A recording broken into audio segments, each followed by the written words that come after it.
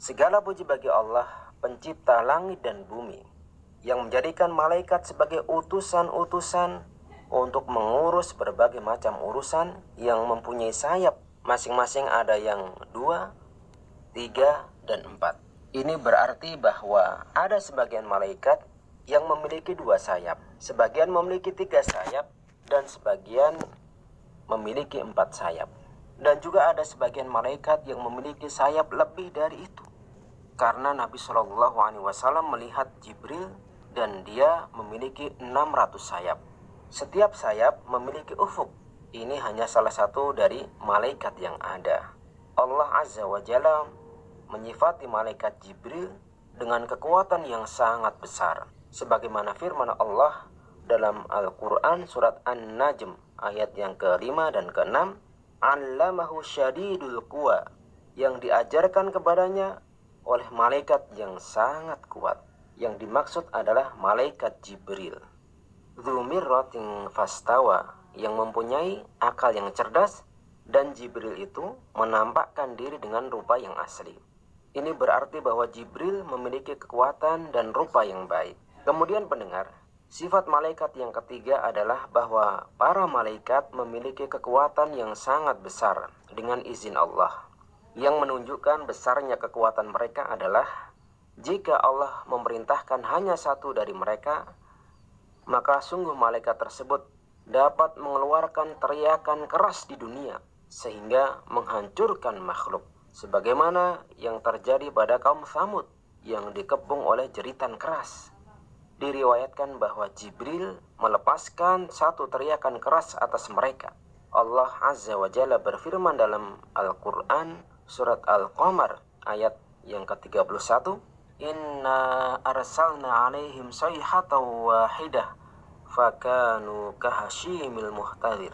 Sesungguhnya kami menimpakan atas mereka satu suara yang keras mengguntur, maka jadilah mereka seperti rumput kering yang dikumpulkan oleh yang punya kandang binatang. Jantung mereka berhenti berfungsi dalam tubuh mereka, dan sebagai akibatnya mati dan menjadi seperti ranting-ranting yang kering.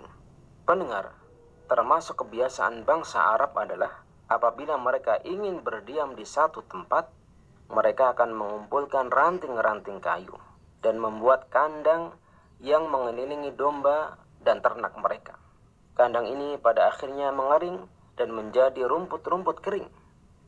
Meskipun Tsamud memiliki kekuatan dan kehebatan, mereka menjadi seperti rumput-rumput kering sebagai akibat teriakan keras dari salah satu malaikat Allah. Allah Ta'ala juga memerintahkan Jibril untuk mengangkat negeri kaum Lut, dan terdapat 7 kota yang berisi manusia, bangunan, barang-barang, dan binatang. Dia membawanya di satu sisi sayap-sayapnya dan mengangkat kota-kota ini sehingga para malaikat mendengar gonggongan anjing dan kokokan ayam jantan. Kemudian dia membalikan kota-kota itu dan Allah menenggelamkan mereka ke dalam bumi. Ini adalah salah satu contoh besarnya kekuatan malaikat.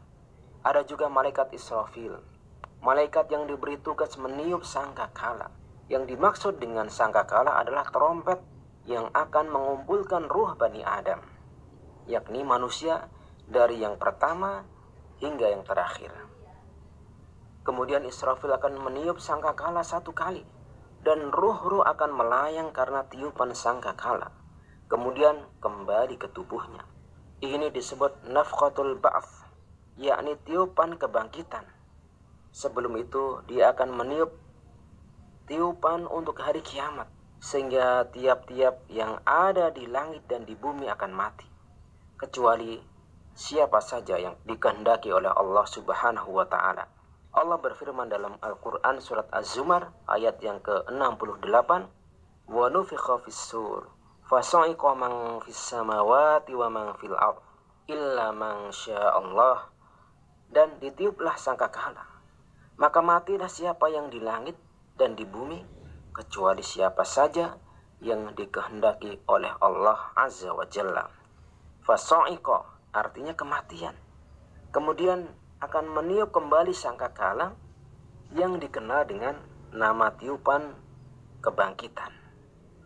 Thumma nufikha fihi ukhra fa idza hum qiyamun yanzurun. Kemudian ditiup sangkakala itu sekali lagi, maka tiba-tiba mereka berdiri menunggu putusannya masing-masing. Ini hanyalah salah satu dari para malaikat Allah. Dan ini hanya salah satu dari tugas yang Allah perintahkan kepadanya. Dengan demikian, malaikat adalah salah satu ciptaan Allah yang agung. Allah Azza wa Jalla menciptakan para malaikat agar mereka beribadah kepada Allah dan menjalankan perintahnya. Allah berfirman dalam Al-Quran surat Al-Anbiya ayat yang ke-26 hingga ke-28, bal ibadum mukramun la yasbikunahu bil qawli wa hum bi amrihi ya'malun ya'lamu ma baina aydihim wa ma khalfahum wa la yashfa'una illa liman irtada wa hum min khasyatihi musyfiqun. Yang artinya, sebenarnya malaikat-malaikat itu adalah hamba-hamba yang dimuliakan. Mereka itu tidak mendahulinya dengan perkataan dan mereka mengerjakan perintah-perintahnya. Allah mengetahui segala sesuatu yang di hadapan malaikat dan yang di belakang mereka. Dan mereka tiada memberi syafaat melainkan kepada orang yang diridhai Allah. Dan mereka itu selalu berhati-hati karena takut kepadanya. Selanjutnya pendengar, terkait sayap para malaikat, Allah Azza wa Jalla menciptakan para malaikat dan menjadikan mereka bersayap. Sayap para malaikat berbeda-beda dari sisi jumlah dan besarnya. Hal ini sebagaimana dalam firman Allah Azza wa Jalla dalam Al-Quran surat Fatir ayat yang pertama yang telah disebutkan di awal, yang artinya, segala puji bagi Allah pencipta langit dan bumi, yang menjadikan malaikat sebagai utusan-utusan yang memiliki sayap, masing-masing 2, 3, dan 4. Allah menambahkan pada ciptaannya apa yang dikehendakinya. Sesungguhnya Allah Maha Kuasa atas segala sesuatu.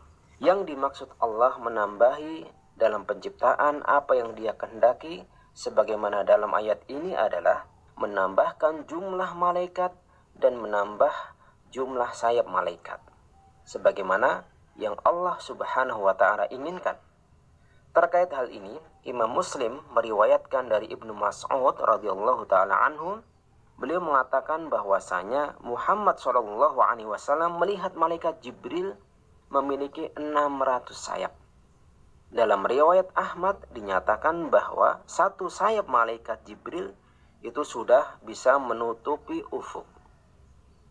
Dan pendengar, para malaikat tidaklah makan dan tidak pula minum, tidak menikah dan tidak pula berketurunan.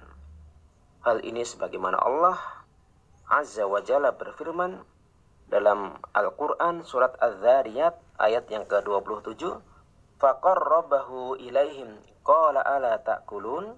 Dalam kisahnya Nabi Ibrahim alaihissalam, lalu dihidangkannya kepada mereka oleh Nabi Ibrahim alaihissalam, yakni para malaikat yang bertamu. Kemudian Ibrahim alaihissalam berkata, kenapa kalian tidak makan dari hidangan ini? Dan dalam Quran surat Hud ayat 70 Allah berfirman, falamma ra'a aydiyahum la tasilu ilaihi nakirahum wa ujasa minhum khifah qalu la takhaf inna ursilna ila qaumi Lut. Maka tatkala dilihatnya tangan mereka tidak menjamahnya, Ibrahim memandang aneh perbuatan mereka dan merasa takut kepada mereka. Malaikat itu berkata, janganlah kamu takut, sesungguhnya kami adalah yang diutus kepada kaum Lut. Pendengar yang dirahmati Allah, demikianlah penjelasan singkat terkait sifat-sifat malaikat yang bisa kita kaji dalam rubrik akidah edisi kali ini. Insyaallah ta'ala pertemuan berikutnya kita akan melanjutkan tentang sifat-sifat malaikat ini. Semoga Allah Azza wa